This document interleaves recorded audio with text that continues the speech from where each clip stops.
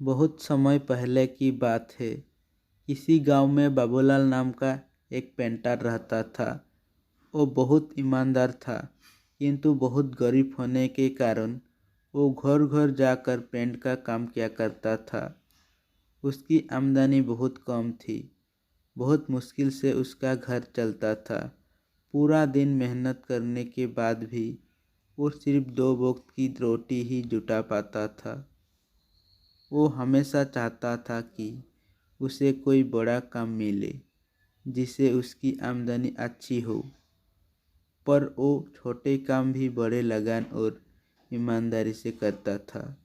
एक दिन गांव के जमींदार ने बुलाया और कहा, सुनो बाबूलाल, मैंने तुम्हें यहाँ एक बहुत ज़रूरी काम के लिए बुलाया है। क्या तुम वो काम करोगे? बाबूलाल, जी हुजूर, ज़रूर करूँगा। बताइए क्या काम है? जमींदार, मैं चाहता हूँ तुम मेरे नाव पेंट करो और ये काम आज ही हो जाना चाहिए। बाबूलाल, जी हुजूर, ये काम आज ही कर दूंगा। सामान लेकर जैसे बाबूलाल आता है, वो नाव को रंगना शुरू कर देता है। जब बाबूलाल नाव को रंग रहा था तो उसने देखा नाव में छेद था।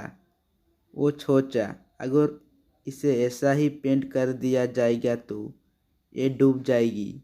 ऐसा सोचकर वो छेद को भर देता है और नाव को पेंट कर देता है।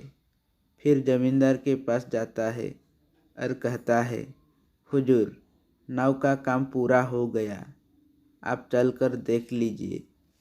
फिर वो दोनों नदी किनारे जाते हैं। नाव को देखकर जमींदार बोलता है, अरे वाह बाबूलाल, तुमने तो बहुत अच्छा काम किया है। ऐसा करो, तुम कल सुबह आकर अपना पैसा ले जाना। उसके बाद वो दोनों अपने अपने घर चले जाते हैं।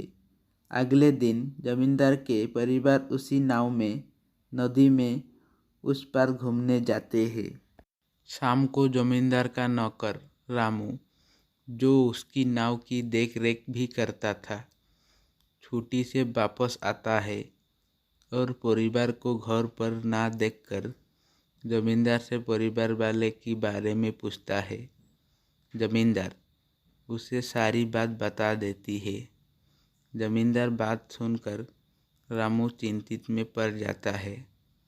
उसे चिंतित देखकर जमींदार पूछता है, क्या हुआ रामू? ये बात सुनकर तुम चिंतित क्यों हो गए? रामू, सरकार, लेकिन उस नाव में तो छेद था। रामू की बात सुनकर जमींदार भी चिंतित हो जाता है। तो भी उसकी परिवार वाले पूरा दिन मौज मस्ती करके वापस आ जाते हैं। उन्हें कुशल देखकर जमींदार चैन की सांस लेता है।